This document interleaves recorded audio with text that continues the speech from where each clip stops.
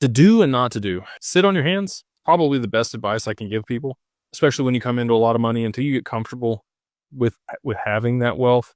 Probably sit on your hands. Don't splurge, don't get emotional, don't make poor choices. We had a call the other day and we talked about I actually went out to dinner with a very wealthy individual. He structured multiple billion-dollar deals out in Silicon Valley, been in the game a long time. I've worked with Apple and Bank of America back in the day. We were talking about things and he said, sometimes it's best to just wait 24 hours.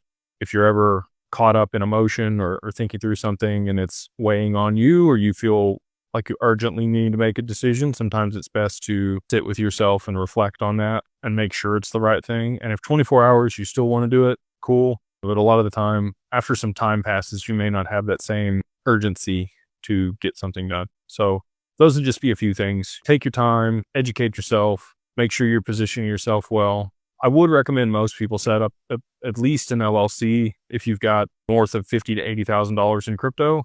Structure a company to manage those assets. If those are in your personal name and you're selling them or you're using to produce income, you're going to be stuck with the taxes. And I'm just like everybody else. I hope the IRS just completely goes away. Believe me.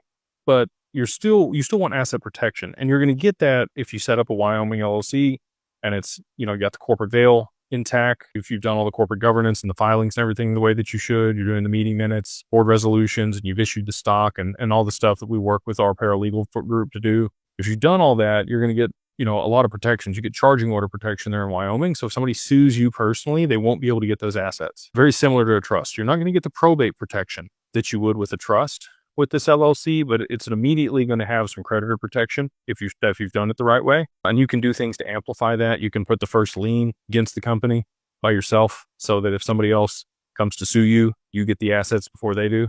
A lot of things we structure that way. You can put minority interest on the cap table, add people to the bank accounts. There's a lot of things that you can put in place to make a company far less valuable, one, and two, mitigate the risk of anybody being able to take anything from you or freeze your bank accounts. We work with people to do all of that and more. Establish the company, move your assets in there without any tax implications, set things up the right way to manage your digital assets, pay yourself, mitigate taxes, and also have the most flexibility on the other side of price appreciation to establish your estate, your trusts, and all the other stuff that people want to put together. Insurance policies, buy large, toys, all the fun stuff.